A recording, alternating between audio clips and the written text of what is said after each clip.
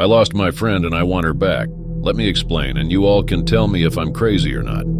Before I continue on with my story, I'm going to give everyone fake names. Here we go. We were a bunch of tipsy college students, I know, underaged drinking. We all have done it before. It was a warm summer night, classes were done, and we really did not have much responsibilities. We found ourselves, it's one night.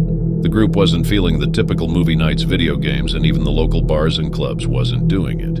So Caitlin thought she could cure our boredom with a crazy idea. Back then it wasn't crazy, but thinking about it now makes me regret this night, because I lost my friend. Literally. Her idea was going to this local national park. We all have been there before in the daytime, but never at night. This area gave me a weird vibe. However, we were up for the challenge, so 5 of us agreed. We all got into this old Ford Explorer and headed to the park. I had an uneasy feeling the whole time, but I didn't want to sound like a drag. When we arrived, I looked into the tree-like. I'm telling you, the forest was creepy as hell. Towering trees blocking out the moonlight. I can't forget the moon's shadows on my friends' faces. We were just looking for some excitement in nature, not realizing that something weird was going to happen. Excitement buzzed in the air as we entered the forest, each step taking us farther from civilization. Our laughter echoed through the trees. Just us and nature.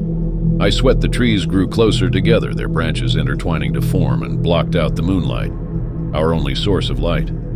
The air became cooler and an eerie quiet settled over us. All I can hear is the crunch of leaves beneath our feet. Hours seemed to pass and the forest seemed to close in around us. We started to talk less because we realized we were lost. The path became less defined and the trees more twisted. It was like the trees created a maze. I got nervous and started to account for everyone, and then that I noticed Sarah was no longer with us. Everyone panics. My friend Stephanie started to get overwhelmed and hyperventilate. We started to call out Sarah's name, but we did not hear anything. We decided to stay as a group and use our phones as flashlights and keep walking straight. Each tree looked the same. Everything seemed like a blur. Hours turned into an eternity as we searched for Sarah. I feel bad for saying this, but we were about to call in quits until we reached a small clearing and we see the parking lot. We found her sitting alone, a silhouette in the moonlight. Relief washed over us as we rushed toward her, but it quickly turned to confusion. Sarah's eyes, once vibrant and full of life, now held a distant gaze.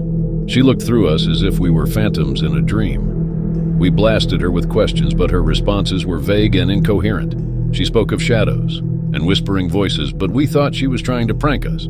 Sarah is or was the jokester of the group. All of a sudden, Sarah's eyes seem like life has returned to them. It shocked us. Sarah's account of her time alone in the forest sounded like a surreal nightmare. She spoke of a presence that watched her every move, of whispers that seemed to beckon her deeper into the woods. She stood up abruptly and walked toward the edge of the clearing, her movements mechanical, like someone was directing her body and she was fighting to gain control. We called out to her and shake her, but she didn't respond. Her eyes were silver. She disappeared into the shadows, leaving us in silence. We all piled into a car and we just left, just like that. We left. I begged and pleaded for us to go after her, but Megan said it would be no use if all of us got lost again. Once we got back to Paris's house, Sarah was sitting on the porch like nothing happened. Funny thing is that we asked us what happened, ever though everyone laughed it off as a joke along. It was too funny to me. I am concerned. Something had taken residence inside of Sarah.